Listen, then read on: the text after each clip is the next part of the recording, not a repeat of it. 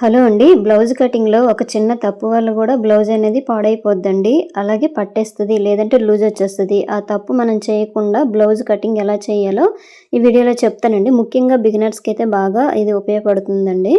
అయితే ఇప్పుడు నేనైతే కొలతలు ఆల్రెడీ తీసేసుకున్నాను. మెజర్‌మెంట్స్ అంటే బాడీ మెజర్‌మెంట్స్ అనేవి తీసేసుకున్నాను. ఆ మెజర్‌మెంట్ ప్రకారం నేను ఇప్పుడు కటింగ్ చేసి చూపిస్తాను. సో, ఈ మెజర్‌మెంట్స్ ఏంటంటే బ్లౌజ్ హైట్ వచ్చేసి 14 ఇంచీలండి. చెస్ట్ లూజ్ వచ్చేసి 33.5, నడుము వచ్చేసి 31, ఆర్మ్ లూజ్ వచ్చేసి 16 అనమాట.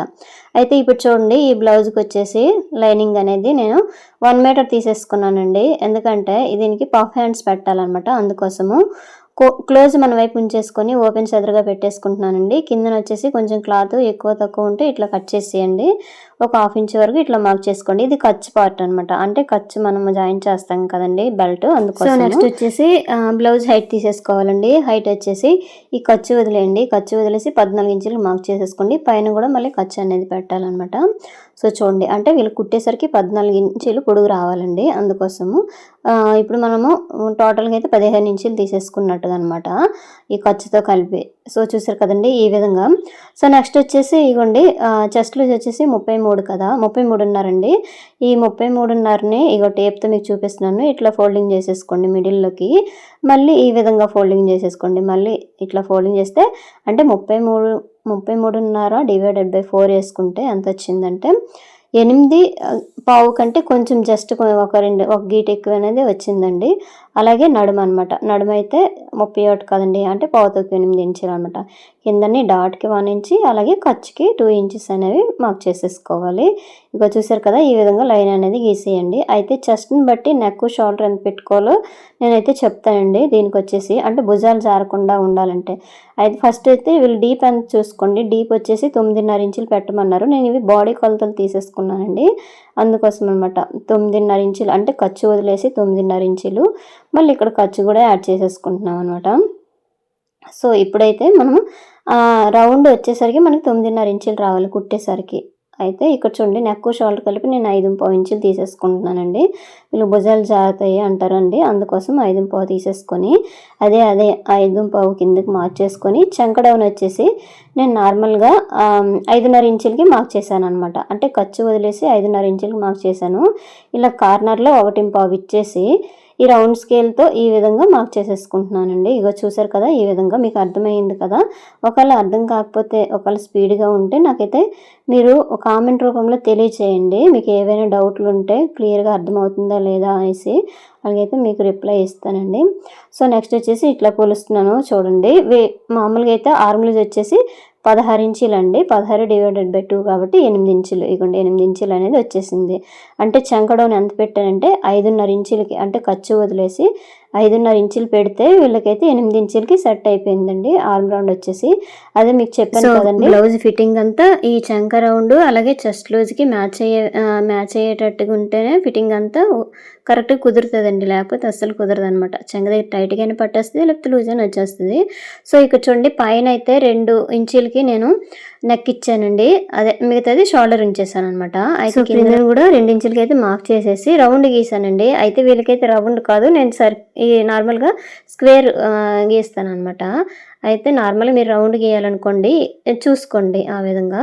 సో నెక్స్ట్ వచ్చేసి ఇక్కడ చెప్తున్నాను చూడండి, ఈ చెస్ట్ లూజ్కి ఆర్మ్ లూజ్ మ్యాచ్ అయితేనే మనకి బ్లౌజ్ అనేది ఫిట్టింగ్ కుదురుతుంది. అలాగే లూజ్ అనేది రాదు, చంక దగ్గర ముడతలు అనేవి రావు, అలాగే టైట్గా పట్టేదనమాట. ఎందుకంటే ఎంతైనా సరే మన ఆర్మ్ లూజ్ ఎక్కువ ఉన్నా సరే, లేదంటే తక్కువ చెస్ట్కి సరిపోయేటట్టుగా చూసుకోవాలన్నమాట. అందుకోసము. సో నెక్స్ట్ వచ్చేసి ఇక్కడ చూడండి, బ్యాక్ డాట్స్ వేస్తాం కదండి బ్యాక్ పార్ట్కి. ఈ డాట్స్ ఏమొచ్చి 4 ఇంచీలు కంటే 4 ఇంచీలు మినిమం ఉండాలి, లేదంటే 4.5, 4.5 ఇట్లా ఉన్నా పర్వాలేదు, కానీ మరి అంతకంటే తక్కువ అయితే ఉండకూడదు. ఈ క్రాస్లో ఒక లైన్ అనేది గీసేసుకోండి, అది కట్ చేయాలి. ఇక్కడ చూడండి, ఒక 7.5 కావాలనుకోండి చంక, అదే ఈ రౌండ్ అనేది 7.5 కావాలంటే పైకి పెట్టేసుకోండి, లేదు 9 ఇంచులు కావాలనుకోండి కిందకి పెట్టేసుకోవాలన్నమాట. ఇగో చెప్పాను కదండి, ఇక్కడ చంక దగ్గర మాత్రం మనం అడ్జస్ట్ చేసుకొని ఆర్మ్ లూజ్కి చెస్ట్ అనేది మ్యాచ్ అవ్వాలి. సో ఖచ్చితంగా ఈ టిప్ అనేది పాటించండి. సో ఇక్కడ చూడండి, 9.5 ఇంచులకి ఏమొచ్చి నేను పెట్టాను కదండి అదే డీప్ నెక్ అనమాట అందుకోసము. సో ఇక్కడ చూడండి కొంచెము స్లోప్ ఇవ్వండి సరిపోద్ది. ఇక్కడ కట్ చేయకూడదు. నేనైతే ఇది రౌండ్ నార్మల్గా గీసాను మీకు చూపించడానికి. వీళ్ళకైతే స్క్వేర్ కావాలండి. అందుకోసము ఈ స్క్వేర్ 2 ఇంచులకు మాత్రమే కిందన మార్క్ చేసేసి పైన 2 ఇంచులు పెట్టేస్తాను కదా సరిపోతుంది. ఎందుకంటే వీళ్ళకి భుజాలు జారకుండా ఉండాలి. కొంచెం చిన్నగా వచ్చినా పర్వాలేదు, భుజాలు జారకుండా ఉండాలి అని చెప్తారు. అందుకోసం ఇలాంటి వాళ్ళకైతే బ్రాడ్గా అయితే పెట్టకూడదు అనమాట. సో ఒకవేళ మనకి ఇంకా బ్రాడ్గా కావాలనుకోండి కింద 2.5 పెట్టేసుకొని పైన 2 ఇంచులు పెట్టుకుంటే భుజాలు కూడా జారు, బాగానే ఉంటుంది. స్క్వేర్ అనేది బాగానే కనిపిస్తుంది. కాకపోతే వీళ్ళకి ప్యాచ్ చేస్తానమాట, ప్యాచ్ వర్క్ దీని మీద వేస్తానమాట శారీలో క్లాత్ తీసేసుకొని. అందుకోసము సో మార్కింగ్ చేసే విధంగా కటింగ్ అనేది చేసేయండి. ఇగో చూసారు కదా ఇట్లా బ్యాక్ పార్ట్ అయితే అయిపోయిందండి. ఇందులోనే మీకు ఏవైనా డౌట్స్ ఉన్నాయా? డౌట్స్ ఉంటే నాకైతే కామెంట్ రూపంలో తెలియచేయండి. చేస్తే కదా నాకు అర్థమవుతుంది మీరు నాది బాగుందా లేదా వీడియో అని చెప్పేసి. అందుకోసం అండి మీకు వీడియో రూపంలో మాకు తెలియాలంటే మీరు కామెంట్ చేస్తే తెలుస్తుంది అనమాట. సో నెక్స్ట్ వచ్చేసి ఇగోండి బ్యాక్ పార్ట్ అయితే ఇట్లా స్క్వేర్ అనమాట. సో ఇది అయిపోయిందండి. ఇక్కడ చిన్న కట్స్ పెట్టేసుకోండి, చిన్నది ఇట్లా పెట్టేసుకుంటే సరిపోతుంది. మనము అదేవిధంగా కుట్టేసుకొని అయితే వచ్చేవచ్చు అనమాట బ్యాక్ కూడాను. సో నెక్స్ట్ వచ్చేసి హ్యాండ్స్ అండి. హ్యాండ్స్కి వచ్చేసి పఫ్ హ్యాండ్స్ పెట్టమని చెప్పారు. అందుకోసము సో చూడండి హ్యాండ్స్ని ఇట్లా ఫోల్డింగ్ చేసేసుకోండి. లైనింగ్ నేను 1 మీటర్ తీసేసుకున్నాను కదండి, అందుకు ఇవి జాయింట్లు అనేవి పడవన్నమాట. లేదంటే చంక దగ్గర జాయింట్లు ఖచ్చితంగా పడతాయి. ఇట్లా ఈ విధంగా ఫస్ట్ అయితే ఎక్కువ తక్కువ క్లాత్ కింద ఉంది కదండి, ఆ క్లాత్ అనేది తీసేయండి. ఎందుకంటే తడిపి ఆరబెడతాం కదా, అందుకోసము ఇవి కొంచెం సాగిపోద్ది అనమాట లైనింగ్ క్లాత్. అందుకోసం అండి తర్వాత ఐరన్ చేసుకుంటే సరిపోతుంది. సో నేనైతే పైపింగ్ వేస్తానండి. పైపింగ్కి వచ్చేసి కింద ఒక 1/2 ఇంచ్ వరకు ఇట్లా మార్క్ చేశాను. తర్వాత హ్యాండ్ పొడుగు ఎంత చెప్పారు అనేసి చూస్తున్నానండి. హ్యాండ్ పొడుగు వచ్చేసి 8.5 ఇంచులు వీళ్ళకి కావాలంట. అందుకోసం అదే 8.5కి ఇక్కడ పెడుతున్నాను. ఇది అయితే ఫస్ట్ ఇది పఫ్ హ్యాండ్స్ కదండి, ఫస్ట్ నార్మల్ హ్యాండ్ కింద మనము మార్క్ చేసేసుకోవాలి. తర్వాత పఫ్ అనేది యాడ్ చేయాలన్నమాట. హ్యాండ్ లూజ్ వీళ్ళకి వచ్చేసి 11 ఇంచులు అండి, అంటే 5.5 ఇంచులు మార్క్ చేసేసుకుంటున్నాను. సో ఇలా ఇవ్వండి ఇక్కడ చూడండి. మీకు ఎప్పుడైనా సరే హ్యాండ్ చంకడౌన్ ఎట్లా పెట్టాలి అనేసి ఒక అర్థం కాకపోతే ఇగో చూడండి నేను పెడుతున్నాను కదా, ఈ చివర ఈ ఫోల్డింగ్ దగ్గర నుంచి 8 ఇంచులకు అనమాట. అంటే ఆర్మ్ రౌండ్ వీళ్ళకి ఎంత ఉంది, 16 ఇంచులు ఉంది కాబట్టి ఇట్లా పెట్టేసుకుంటే ఇది చంకడౌన్ అనేది వచ్చేస్తుందండి. ఇగో 4 ఇంచులు వచ్చిందండి వీళ్ళకి చంకడౌన్. సో పర్ఫెక్ట్ హ్యాండ్ కటింగ్ అయితే ఇట్లా చూడండి, చూస్తే మీకు బాగా అర్థమవుతుంది. మీరు ఒకసారి ట్రై చేయండి. ట్రై చేస్తే కరెక్ట్గా వచ్చిందో లేదని చూసుకొని అప్పుడు ఈ విధంగా ఫాలో అవ్వండి. నేను ఇప్పుడు కటింగ్ చేస్తున్నాను కదా హ్యాండ్ కటింగ్, ఈ విధంగా ఫాలో అయితే సరిపోద్ది. ఇక చూసారా ఇట్లా అనమాట. ఇప్పుడు నేను కటింగ్ చేసేది ప్రతిదీ చూడండి. ఇక్కడ మిడిల్ నుంచి ఇట్లా ఫోల్డింగ్ చేసి మళ్ళీ స్ట్రైట్గా లైన్ గీసేసుకున్నాను కదా, ఇక్కడ నుంచి కూడా ఎంత ఇగోండి 4 ఇంచులు కదా చంకడౌను. ఇగోండి ఇక్కడ నుంచి ఇట్లా ఫోల్డింగ్ చేసుకుని మళ్ళీ టేప్ని ఇది కర్వ్ తీయడానికి ఎలా తీయాలని ఎక్కువ మందికి కొత్త వరకు అర్థం కాదు కదా, అందుకోసం నేనైతే చూపిస్తున్నాను. ఇక్కడ మిడిల్లో చిన్న మార్క్ చేశాను కదండి, కర్వ్ స్కేల్ తీసేసుకొని అడ్జస్ట్ చేసుకోండి. ఆ పైన ఆ మార్కింగు ఈ కింద మార్కింగు కలవాలన్నమాట. ఇగోండి ఇట్లా. తర్వాత ఈ స్కేల్ని ఇట్లా తిప్పేయండి, ఉల్టాలో ఇట్లా తిప్పేసి మళ్ళీ ఈ రౌండ్ అనేది ఇచ్చేయండి. సో నెక్స్ట్ వచ్చేసి ఏం చేస్తారంటే ఇక్కడ ఇగోండి ఈ పార్ట్ ఉంది కదండి, ఇక్కడ నుంచి క్రాస్గా లైన్ గీసుకోండి. ఇక్కడ నుంచి ఇగోండి ఇక్కడ చూసారు కదా, మీరు చూడండి, చూస్తేనే మీకు అర్థమవుద్ది. ఇక్కడ నుంచి 30 ఇంచుకి ఇట్లా మార్క్ చేసేసుకోండి. 30 ఇంచుకి మార్క్ చేసేసుకొని మళ్ళీ ఆర్మ్ స్కేల్ తీసేసుకోవాలండి. ఇగోండి ఇట్లా ఆర్మ్ స్కేల్ తీసేసుకొని మళ్ళీ అడ్జస్ట్ చేసుకోండి.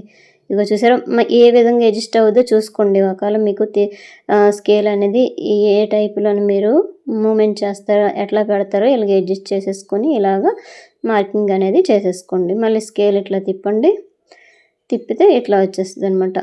మనం స్కేల్ మాత్రం కరెక్ట్గా పెట్టేసుకోవాలండి. ఇగో చూసారా ఇట్లా అనమాట. ఇది బ్యాక్ సైడ్ వెళ్తుంది, ముందు మార్కింగ్ చేసామా అదేమొచ్చి ఫ్రంట్ వైపు వచ్చేస్తుంది, లో కటింగ్ అనమాట. సో హ్యాండ్ నార్మల్గా మార్కింగ్ అయితే చేసాం కదా, వీటికి ఇప్పుడు పఫ్ యాడ్ చేయాలన్నమాట. ఈ పఫ్ యాడ్ చేయాలంటే 3 ఇంచులు లేదంటే 2.5, 5 ఇట్లా పెట్టేసుకోవచ్చండి. మనకి ఎంత యాడ్ చేసుకోవాలో ఇట్లా పెట్టేసుకొని ఫస్ట్ ఇలా స్ట్రైట్గా ఒక 3 ఇంచులు మార్క్ చేసేసి నార్మల్ హ్యాండ్ తోటి ఇలా కర్వ్ అనేది తిప్పేయండి. ఇగోండి ఒకవేళ 3 ఇంచులు వెడల్పు కాకపోతే కొంచెం 2.5 పెట్టేసుకోండి. ఇది ఇగో నార్మల్ హ్యాండ్ ఉంది కదండి, హ్యాండ్తో ఇలా ఫ్రీ హ్యాండ్తో ఇలా ఇచ్చేయండి. ఇక చూసారా ఈ విధంగా ఇచ్చేస్తే సరిపోతుంది అనమాట. అయితే ఇక్కడ చూడండి, ఇక్కడట మనము చిన్న చిన్న ప్రిల్స్ పెడతాం కదండి, ప్రిల్స్ పెట్టేటప్పుడు కొంచెం తగ్గుతుంది. అందుకోసం ఇక్కడ కొంచెం ఒక 1/2 ఇంచ్ ఎక్కువ పెట్టేసుకోండి. ఎందుకంటే మనం ముందుగా ప్రిల్స్ పెట్టేసుకుంటే పర్వాలేదు, కుట్టేటప్పుడు పెట్టామనుకోండి కొంచెం అక్కడట కొంచెం తగ్గుతుంది అనమాట. అందుకోసం కొంచెం ఒక 1/2 ఇంచ్ ఎక్కువ పెట్టేసుకోండి. ఇదైతే ఖచ్చితంగా పాటించండి. ఇది స్మాల్ హ్యాండ్ అంటే 8.5 ఇంచులకి అయితే పఫ్ అనేది యాడ్ చేయమన్నారు, అందుకోసమే ఇట్లా అండి. ఇదిగోండి మొత్తం ఇలా కట్ చేసేయండి. ఇప్పుడు మార్కింగ్ ఎలా చేసామో అదే విధంగా కటింగ్ అనేది చేసేసుకోండి. నేనైతే ఇప్పుడు బాడీ కొలతతోనైతే చూపించానండి. ఇగో చూడండి ఈ విధంగా ఇక్కడ చిన్న చిన్న కట్స్ పెట్టేసుకోవడం. మనం ఎంతవరకు మార్కింగ్ అదే చిన్న ప్రిల్స్ ఇస్తామో అంతవరకు ఇలా మార్కింగ్ చేసుకుంటే సరిపోద్ది. లోత్ అనేది ఇప్పుడు తీయనండి, తర్వాత తీస్తాను. అంటే దీనికి ఇది లైనింగ్ క్లాత్ కదా, అంటే మెయిన్ క్లాత్ జాయిన్ చేసేసి అప్పుడు తీస్తాను అనమాట లోతు. సో నెక్స్ట్ వచ్చేసి ఇగోండి ఫ్రంట్ పార్ట్ కటింగ్ చూపిస్తాను చూడండి. మిగతా క్లాత్ ఉంది కదండి, ఆ మిగతా క్లాత్ అనేది మన వైపు ఓపెన్స్ పెట్టేసుకొని ఈ బ్యాక్ పార్ట్ తీసేసుకొని ఇట్లా క్రాస్గా పెట్టేసుకోండి. ఇగోండి మీకు కనిపిస్తుందా, కొంచెం ముందుకు లాగుతాను చూడండి. ఇగోండి నీట్గా ఇట్లా పెట్టేసుకొని ఇప్పుడు బ్యాక్ పార్ట్ ఉంది కదండి, ఈ బ్యాక్ పార్ట్ ఏ విధంగా ఉందో అదే విధంగా మార్కింగ్ చేసేయండి. ఇగోండి ఇట్లా కనిపిస్తుందా లేదని చెప్పేసి మీకైతే ఇప్పుడు చూస్తున్నాను కెమెరా బట్టి. అయితే ఇగోండి ఇలాగ స్కేల్ తోటి ఇట్లా మార్కింగ్ అనేది చేసేయండి. మొత్తం పైన మొత్తం షోల్డర్ దగ్గర రౌండ్గా, అలాగే చెంక దగ్గర మొత్తం రౌండ్గా తీసేయండి. ఇక్కడ చూడండి, ఇవి కూడాను నేను టేప్ కొలతలు తీసేసుకున్నానండి, బాడీ కొలతలు తీసేసుకున్నాను ఇందులోన. అంటే ఫ్రంట్ నెక్ ఎంత పెట్టాలి, అలాగే ఫ్రంట్ పొడుగు ఎంత పెట్టాలి దాన్ని బట్టి అయితే తీసేసుకున్నాను అనమాట.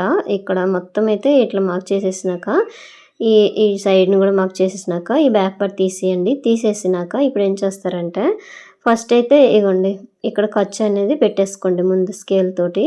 సో తర్వాత వచ్చేసి మెజర్ అనేది చూసేసుకుంటున్నానండి. అంటే ఫ్రంట్ డీప్ ఎంత పెట్టమన్నారంటే వీళ్ళు 6.5 ఇంచీలు అండి పెట్టమన్నారు. ఇట్లా 6.5 ఇంచీలు పెట్టేసి ఇలా రౌండ్ అనేది ఇచ్చేస్తున్నాను. సో నెక్స్ట్ వచ్చేసి ఇగోండి ఇక్కడ స్కేల్తో ఇట్లా ఎల్ షేప్లో గీసేసుకోండి చంక దగ్గర అనమాట. ఇక్కడ లోతు తీయడానికి ఇట్లా బాగా ఉపయోగపడుతుంది అనమాట. ఇట్లా ఎల్ షేప్లో గీసేసుకొని ఒక 1/2 ఇంచు లోపలికి స్కేల్ పెట్టైనా ఇట్లా తీసుకోవచ్చండి రౌండ్ అనేది. లేదు నార్మల్గా హ్యాండ్తోనైనా ఈ విధంగా తీసేయవచ్చు అనమాట. సో ఇట్లనైనా తీసేసుకోండి. ఇది ఖర్చు అనమాట. సో ఇప్పుడు ఉక్సులు అయితే 5 ఇంచులు పొడవు పెట్టేసుకుంటే, లేదంటే 6 ఇంచులు పొడవు పెట్టేసుకుంటే సరిపోద్ది. అలాగ మనకు తెలియదు అంటే మాత్రం ఆది బ్లౌజ్ తోటి 4 హుక్స్ వరకు తీసేసుకొని కొంచెం ఖర్చు యాడ్ చేసుకుంటే సరిపోతుంది అనమాట.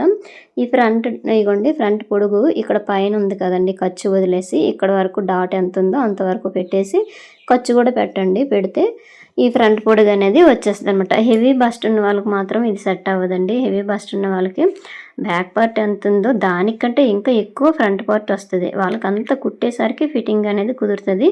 ఆ వీడియో కూడా నా ఛానల్లో ఉంది, హెవీ బస్ట్ ఉన్న వాళ్ళకి బ్లౌజ్ కటింగ్ ఎలా చేయాలని చెప్పేసి. ఒకసారి మీకు కావాలంటే చూడండి.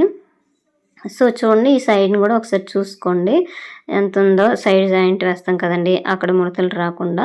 తర్వాత ఇక్కడ నుంచి 2.5 డాట్కి 2 ఇంచులు ఇచ్చాను. ఇలా కరువు అనేది పెట్టేయడమే. సో నెక్స్ట్ వచ్చేసి ఇక్కడ రౌండ్ ఇంకా రావాలనుకోండి కొంచెం ఇట్లా రౌండ్ తీసేయండి. ఇక్కడ కొంచెం భుజాలు జారకుండా ఉండాలంటే కొంచెం లోపలికి కట్ చేయండి. ఈ డాట్స్ అనేవి ఇట్లా మార్క్ చేసేసుకోవడమే. ఈ డాట్ హైట్ వచ్చేసి 2.5 లేదంటే 3 ఇంచుల వరకు ఇట్లా పెట్టేసుకోండి. ఇదిగోండి ఇట్లా చూసారు కదా ఫ్రెండ్స్. ఇంకేవైనా వీడియోలు కావాలంటే నాకైతే కామెంట్ చేయండి. మీరు కామెంట్ చేసే బట్టి నేను వీడియోలు అనేది చేస్తానండి. సో ఈ వీడియో ఇంకెవరికైనా ఉపయోగపడితే వాళ్ళకైతే షేర్ చేయండి ఫ్రెండ్స్. సో చూడండి ఇక్కడైతే సేమ్ ఇదే విధంగా మార్కింగ్ చేసే విధంగా కట్ చేసేయడమే. ఈ ముందు సైడ్ మీకు ఇందాక చూపించాను కదండి, అక్కడ లూజ్ వస్తే కొంచెం లోపల సైడ్ కట్ చేసుకోవడమే. అయితే ఇక్కడ చూడండి ఇక్కడ అటు భుజాలు జారకుండా కొంచెం స్లోప్ కూడా ఇచ్చుకోవచ్చండి. బ్యాక్ పార్ట్లో ఇచ్చాను అదే విధంగా మార్క్ చేసాం కాబట్టి సరిపోద్ది. ఇక్కడ ఇగో చూడండి కొంచెం ముందుకు పెట్టేసి ఈ చివరికి ఇలా కట్ చేసేసుకుంటే సరిపోద్ది అనమాట. ఇగోండి ఇట్లా. అయితే ఇక్కడ చూడండి కొంచెం ఈ విధంగా, ఎందుకంటే మనం డాట్స్ వేసేసరికి కొంచెం తగ్గుద్ది అనమాట. కొంచెం ఇంత పెట్టించేసుకుంటే సరిపోద్దండి.